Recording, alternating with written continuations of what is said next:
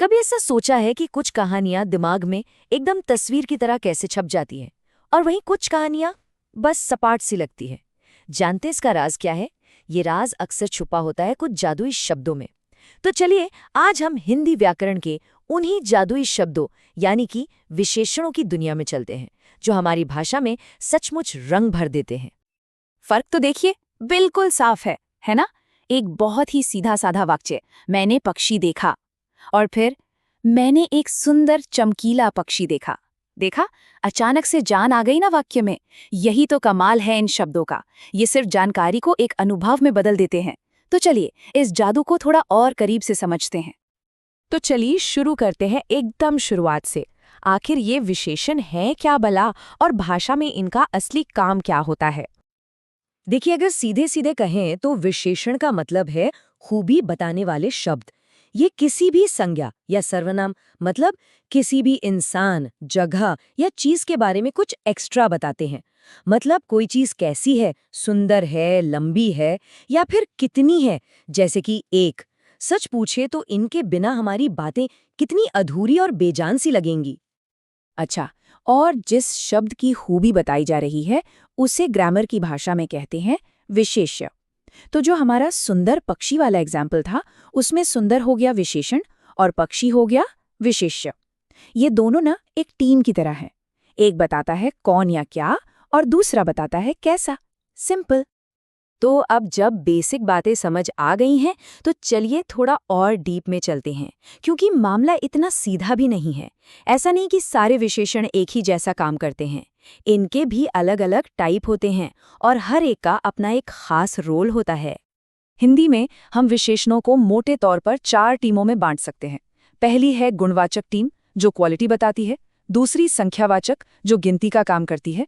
तीसरी परिमाणवाचक, जो नाप तौल यानी क्वांटिटी बताती है। और चौथी सार्वनामिक, जो इशारा करने में माहिर है। चलिए एक एक करके इन चारों टीमों से मिलते हैं। सबसे पहले बात करते हैं गुणवाचक विशेषण की। और सच कहूं तो ये शायद सबसे ज्यादा इस्तेमाल होने वाला टाइप है। ये शब्द किसी भी चीज के गुण, दोष, रंग या आकार के बारे में बताते हैं। मतलब बेसिक लेवल पर कोई चीज कैसी है, जैसे अच्छा लड़का, लाल सेब या गोल मेज। हम दिन भर में कितनी बार ऐसे शब्द इस्तेमाल करते हैं। अगला नंबर है संख्यावाचक विशेषण का। अब जैसा नाम से ही साफ है, ये बताते हैं संख्या। लेकिन यहाँ एक कैच है, ये सिर्फ उन चीजों की संख्या बताते हैं जिन्हें हम गिन सकते हैं, जैसे लोग, किताबें, पेड़। इसमें भी 2 वैरायटी हैं। एक है निश्चित, जहां नंबर एकदम पक्का होता है, जैसे 5 लड़के। और दूसरा है अनिश्चित, जहां हम बस एक अंदाजा लगाते हैं, जैसे कुछ लड़के। अब आते हैं उस हिस्से पर जहां अक्सर लोग थोड़ा कंफ्यूज हो जाते हैं, परिमाणवाचक विशेषण। ये भी क्वांटिटी ही बताते हैं, लेकिन उन चीजों की जिन्हें गिना नहीं जा सकता, सिर्फ मापा या तौला जा सकता है। सोचिए, दूध, पानी, चीनी, इनको गिन तो नहीं सकते ना। यहां भी वही 2 किस्में हैं, निश्चित जैसे 2 लीटर दूध और अनिश्चित जैसे थोड़ा पानी। तो एक बात गांठ बांध लीजिए, संख्या गिनने के लिए और परिमाण मापने के लिए। और हमारी चौथी और आखिरी टीम है सार्वनामिक विशेषण। ये बड़े दिलचस्प हैं। ये असल में सर्वनाम होते हैं, लेकिन काम एक विशेषण का करते हैं। इनका मेन काम है इशारा करना, पॉइंट आउट करना। जब हम कहते हैं ये लड़का, तो इसका मतलब है कि हम भीड़ में से किसी एक खास लड़के की तरफ उंगली उठा के बता रहे हैं। ठीक है, तो अब हमें ये पता चल गया है कि चीज़ों को डिस्क्राइब कैसे करना है। लेकिन कहानी यहाँ खत्म नहीं होती। हम अक्सर सिर्फ डिस्क्राइब नहीं करते, हम तुलना भी तो करते हैं। तो चलिए देखते हैं कि कंपैरिजन करने में विशेषण हमारी मदद कैसे करते हैं। देखिए, तुलना करने के लिए विशेषणों के 3 लेवल होते हैं। पहला है मूलावस्था, जो बस एक नॉर्मल क्वालिटी बताती है, जैसे राम लंबा है।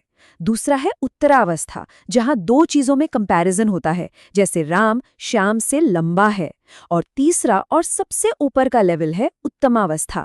ये किसी को सबसे बेस्ट या सबसे वर्स्ट बताता है, जैसे राम कक्षा में सबसे लंबा है। और यहाँ पर एक बहुत ही दिलचस्प पैटर्न है, इस पर ध्यान देना जरूरी है। अक्सर जब 2 चीजों में तुलना करनी होती है तो हम मूल शब्द में तर जोड़ देते हैं, जैसे लघु से बन गया लघुतर। और जब किसी को सबसे बेस्ट बताना हो तो हम जोड़ते हैं तम। तो बन गया लघुतम। देखिए, सुंदर के साथ भी बिल्कुल यही हो रहा है। सुंदर, सुंदरतर, सुंदरतम। कितना सिस्टमैटिक है ना? अच्छा, एक सवाल, क्या ऐसा हो सकता है कि कोई शब्द खुद एक विशेषण की भी विशेषता बताए? मतलब एक एडजेक्टिव का भी एडजेक्टिव? सुनने में अजीब लगता है, पर जवाब है जी हाँ, बिल्कुल। और ये कॉन्सेप्ट बहुत मजेदार है। ऐसे शब्दों को हम कहते हैं प्रविशेषण। ये एक तरह से विशेषण के लिए बूस्टर का काम करते हैं। ये विशेषण को और ज्यादा दमदार बना देते हैं। सोचिए, सुंदर एक विशेषण है, लेकिन जब हम कहते हैं बहुत सुंदर, तो ये जो बहुत है ना, ये सुंदर को और ज्यादा पावरफुल बना रहा है। तो ये हुए विशेषण के भी विशेषण। चलिए, अपने उस पक्षी वाले एग्जाम्पल पर वापस चलते हैं। अगर कहा जाए मैंने बहुत सुंदर पक्षी देखा, तो यहाँ सुंदर तो विशेषण है ही, लेकिन ये जो बहुत शब्द है, ये सुंदर की भी क्वालिटी बढ़ा रहा है। मतलब वो पक्षी सिर्फ सुंदर नहीं था, वो तो बहुत ही ज्यादा सुंदर था। यही बहुत शब्द यहाँ पर प्रविशेषण है। तो ठीक है, हमने विशेषण के टाइप समझ लिए, उनकी तुलना करना सीख लिया और यहाँ तक कि उनके भी विशेषणों को जान लिया। पर अब असली सवाल ये है कि भाई ये सब जानना हमारी रोज की बातचीत के लिए जरूरी क्यों है? क्या फर्क पड़ता है इससे? फर्क बहुत बड़ा है। जैसा कि हमने बिल्कुल शुरू में बात की थी, विशेषण हमारी भाषा में जान डालते हैं, रंग भरते हैं। ये हमारी बातों को ज्यादा सटीक, ज्यादा प्रिसाइज बनाते हैं। ये हमारे शब्दों से सुनने वाले के मन में एक जीती जागती तस्वीर बना देते हैं और हमारी फीलिंग्स को ज्यादा असरदार तरीके से एक्सप्रेस करने में मदद करते हैं। सच कहूं तो इनके बिना हमारी दुनिया वाकई ब्लैक एंड व्हाइट हो जाती। तो ये समझना जरूरी है कि विशेषण सिर्फ ग्रामर का कोई बोरिंग रूल नहीं है। ये तो वो ब्रश है जिनसे हम अपनी बातों की दुनिया में रंग भरते हैं।